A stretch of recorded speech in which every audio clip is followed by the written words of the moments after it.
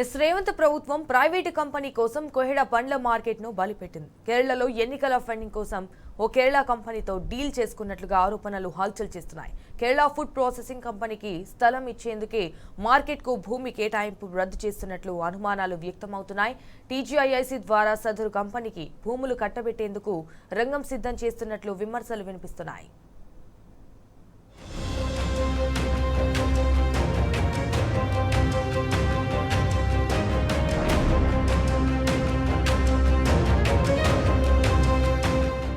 కేరళ ఎన్నికలకు మూటల కోసం కోహెడ మార్కెట్ను బలిపెట్టారా? ఎన్నికలకు నిధులు సమకూర్చుకునేందుకు బదులుగా కోహెడ మార్కెట్ స్థలాన్ని ఓ ప్రైవేట్ కంపెనీకి దారదత్తం చేసే కుట్ర జరుగుతోందా?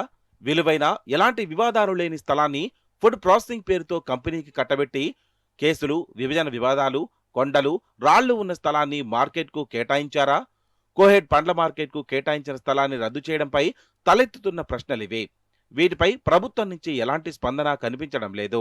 రైతులకు ఉపయోగపడే స్థలాన్ని ప్రభుత్వంలోని ముఖ్య నేత తన గాడ్ ఫాదర్ అనునాయులకు కట్టబెట్టేందుకు పావులు కదిపినట్టుగా విమర్శలు వెల్లువెత్తుతున్నాయి. దీని వెనక 6 నెలల నుంచి కుట్ర జరుగుతున్నట్టు తెలిసిందే.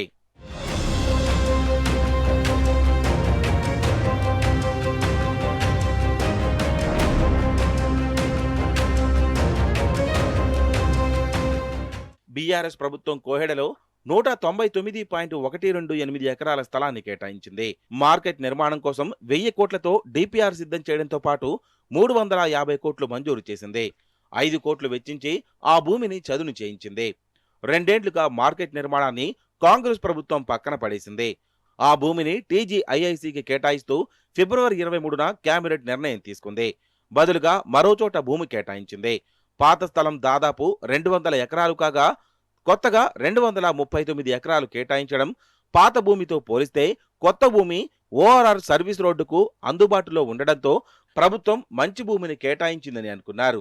కానీ అక్కడే కుట్ర దాగి ఉందనే విమర్శలున్నాయి. ప్రభుత్వం కేటాయించిన 169/1 సర్వే నెంబర్లలోని 239 ఎకరాల భూమిలో హౌసింగ్ బోర్డుకు చెందినవి. అంతకుముందు దిల్ భూమి అని అధికారులు చెబుతున్నారు.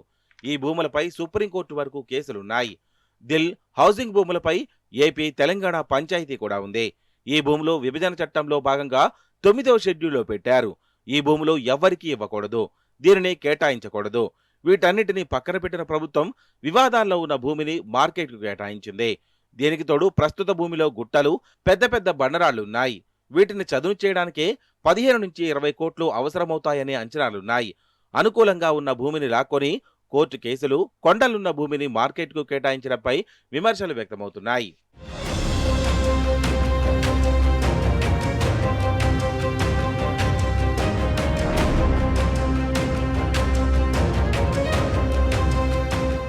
కేరళ అసెంబ్లీ ఎన్నికల ఫండింగ్ కోసం ఆ రాష్ట్రంలోని పలు కంపెనీలతో ముఖ్య నేత అనుచరులు సంప్రదింపులు జరిపినట్టు తెలిసిందే. ఇందులో భాగంగానే ఓ ఫుడ్ ప్రాసెసింగ్ కంపెనీతో ఒప్పందం కుదిరినట్లు చర్చ జరుగుతోంది.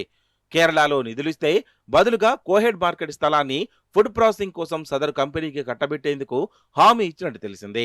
దీనిపై విమర్శలు రాకుండా తెలివిగా ఆ భూమిని టీజీఐఐసీకి కేటాయిస్తూ మార్కెట్కు మరో భూమి కేటాయించినట్టు తెలిసిందే. టీజీఐఐసీకి కేటాయించిన స్థలాన్ని ఎగుమతుల కోసం ఫుడ్ ప్రాసెసింగ్ హబ్గా మారుస్తామని మంత్రి తుమ్మల నాగేశ్వరరావు స్వయంగా తెలిపారు. అంటే టీజీఐఐసీ ద్వారా ఆ భూమిని ఫుడ్ ప్రాసెసింగ్ కు సంబంధించిన ప్రైవేట్ కంపెనీలకు కేటాయిస్తారన్నమాట. తద్వారా ముఖ్య నేత ఒప్పందంలో భాగంగా కేరళకు చెందిన కంపెనీకి ఈ భూమిని కట్టబెట్టేందుకు రంగం సిద్ధం చేశారనే ఆరోపణలున్నాయి.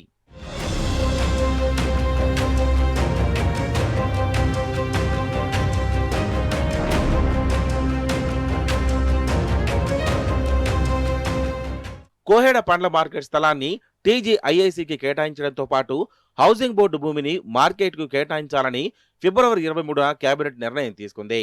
అంటే నిర్ణయం తీసుకుని దాదాపు 2 నెలలు కావస్తోంది. ఇప్పటి వరకు ఇందుకు సంబంధించి అధికారిక ఉత్తర్వులు వెలువడకపోవడం గమనార్హం. భూమిని రద్దు చేస్తూ కొత్త భూమిని కేటాయిస్తూ ఎలాంటి ఉత్తర్వులు జారీ చేయలేదు.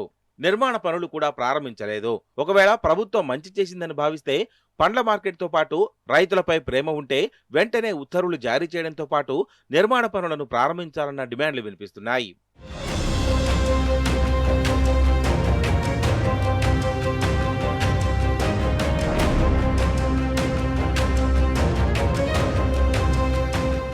మాజీ మంత్రి BRSLP deputy floor leader Harish Rao Koheda market స్థలాన్ని పరిశీలించి దాన్ని రేవంత్ రెడ్డి ప్రభుత్వం ప్రైవేటు వాళ్లకు కట్టబెట్టేందుకు ప్రయత్నిస్తోందని ఆరోపించారు. దళారుల దందా కోసం కోహెడ పండ్ల మార్కెట్ భూములను అమ్మేసేందుకు సీఎం సిద్ధమయ్యారని చెప్పారు.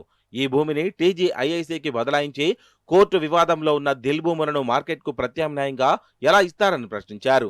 కమిషన్ల కోసం ముఖ్యమంత్రి వేలాది మంది రైతుల భూమిని టీజీఐసీకి అప్పగించి తద్వారా ఆయన అనునాయులకు కట్టబెట్టాలని ప్రయత్నిస్తున్నారని ధ్వజమెత్తారు.